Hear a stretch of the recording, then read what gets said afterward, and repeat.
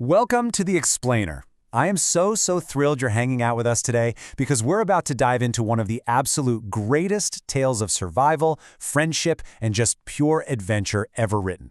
We're talking about Mark Twain's classic, The Adventures of Huckleberry Finn. So if you're ready to ditch the rules, hop on a raft, and take a wild trip down the mighty Mississippi River, well, you are in the exact right place. Let's get into it. Okay, I want you to just imagine something for a second. What would it actually be like to leave all the strict, boring rules of your everyday life completely in the rearview mirror? To just trade your stiff clothes and heavy school books for a simple wooden raft riding the currents of a massive river, right? It sounds kind of amazing. And that is exactly the wild journey we're unpacking today. So be honest, have you ever just wanted to build a raft and float entirely away from all your problems? I think we've all had those moments, right? Well, that is exactly where we find our main character. Huck Finn is this young guy who, surprisingly enough, ended up with way too much money, like $6,000, which was a fortune back then, and suddenly found himself living under entirely too many strict rules. When you're used to running wild and being totally free, an escape down the river starts to sound pretty darn good. You see, Huck is totally caught between two very different lives. On the one hand, he's got this restrictive, squeaky clean setup in St. Petersburg, where the kind widow Douglas and Miss Watson are constantly trying to teach him manners, forcing him to wear itchy clean clothes, and making him go to school. But then, contrast that with the stark, terrifying reality on the flip side. Huck's absent, incredibly greedy father suddenly pops back into the picture, kidnaps him, and literally locks him away in a tiny, isolated hut deep in the woods. So he goes from having way too many rules to being trapped in a genuinely dangerous, unpredictable nightmare. Okay, so let's break down how he gets out of this, because this is where Huck's street smarts absolutely shine. He doesn't panic, he just uses pure practical logic. Step 1. While his dad is out roaming around, Huck finds a hidden canoe washed up on the river and stashes it. Brilliant. Step 2, he painstakingly uses a knife to carve a hole right under the wooden wall of the cabin. Step 3, and honestly this is where it gets absolutely wild, he finds a wild pig, uses its blood, and scatters his own hair around to completely fake his own death. No joke. And finally, step 4, he sneaks off into the pitch-black night, completely free, while the rest of the world thinks he's sitting at the bottom of the river. So now Huck is hiding out on this island, thinking he is completely 100% alone in the world. But on the third day, he stumbles across a campfire, and sitting right there next to it, it's Jim. Jim was Miss Watson's slave back in town, and it turns out he's also run away to escape the terrifying reality of being sold off. And in this incredibly beautiful pivotal moment, Huck realizes, hey, I'm actually not alone anymore. They team up, they bind their fates together as they both set off looking for their own versions of absolute freedom. Now, let's look at how this physical journey down the Mississippi River actually unfolds because it moves fast. Day 1 marks Huck's brilliant fake death and escape. By day 3, we hit that massive turning point where he meets Jim on the island. Fast forward about 10 days later, and heavy rains bring a huge flood, literally sweeping an entire floating house right to them, which gives them some super crucial supplies. And finally, after weeks of drifting, mostly traveling by night just to stay hidden, they end up way down the river near the Phelps farm. So it's a journey that is constantly shifting from just sheer survival to this incredibly high-stakes quest. But, come on, no big adventure is complete without a massive complication, right?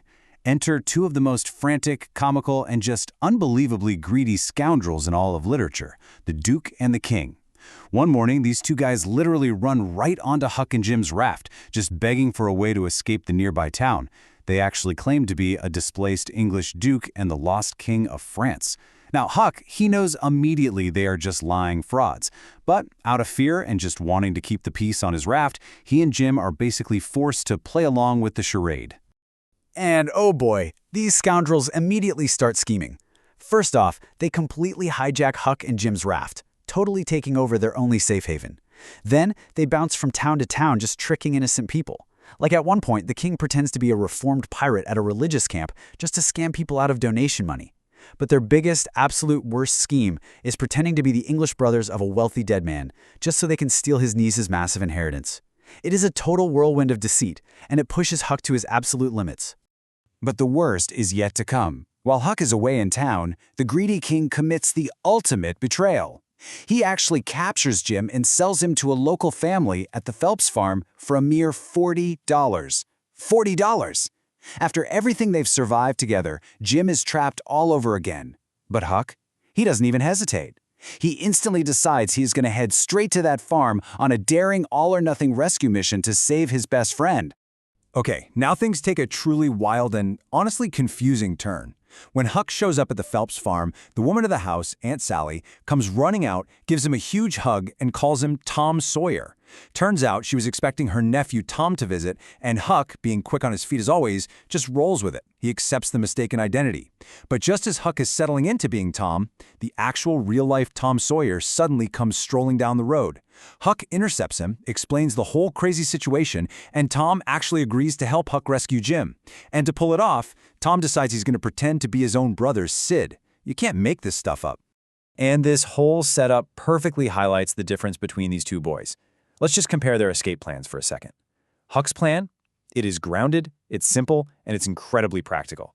Just steal the key from Uncle Silas's pants, unlock the hut door, grab Jim, and make a run for it on the raft. Boom. Done. Makes perfect sense. But Tom's plan? It is so unbelievably, unnecessarily complicated. He wants to dig a tunnel for days. He wants to leave mysterious warnings. Why? Because according to Tom, they have to do it exactly like the books.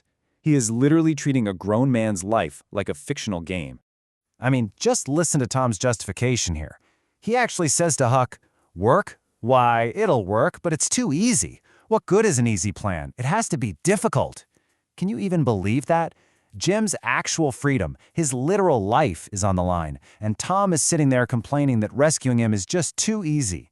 He is completely obsessed with making things as dramatically difficult as possible, and he's completely ignoring the very real, very physical danger they are playing with. Which brings us to what might be the absolute height of Tom's ridiculousness. To make it a quote-unquote real adventure, just like the pirate and robber novels he's obsessed with, Tom insists they absolutely must send the Phelps family an anonymous warning letter about the escape. I'm serious. Tom actually forces them to shove this dangerous, completely manufactured warning letter right under the door of the main house. Let me just read you the exact text of Tom's incredibly dramatic letter. He writes, "Some men will take your slave. They will come tonight at 12 a.m. Be ready. From a friend." I mean, put yourself in the family's shoes. Imagine receiving this in the middle of the night. Tom is actively alerting the exact people they are trying to sneak past. He is literally inviting a dangerous, armed confrontation just for the thrill of pulling a completely reckless, book-inspired prank. And guess what happens? Because of Tom's incredibly foolish letter, Uncle Silas doesn't just lock the doors, he gathers his neighbors. So, when the boys sneak out to get Jim, there are suddenly 15 terrified, fully armed men waiting in the house with guns.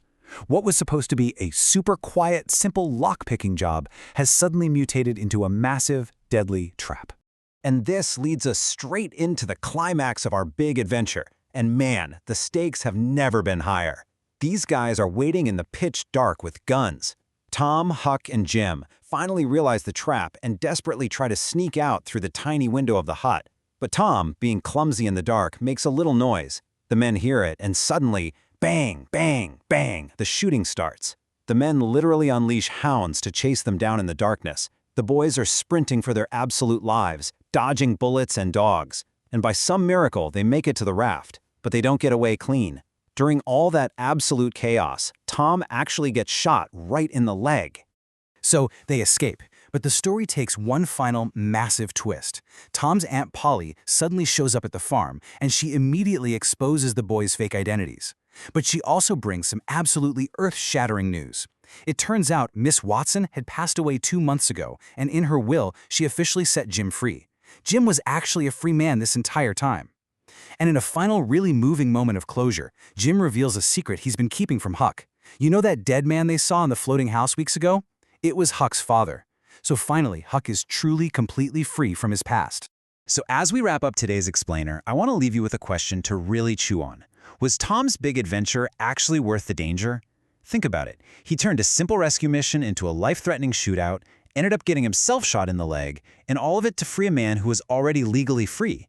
It really makes you think about that dangerous line between harmless fiction and very real-world consequences.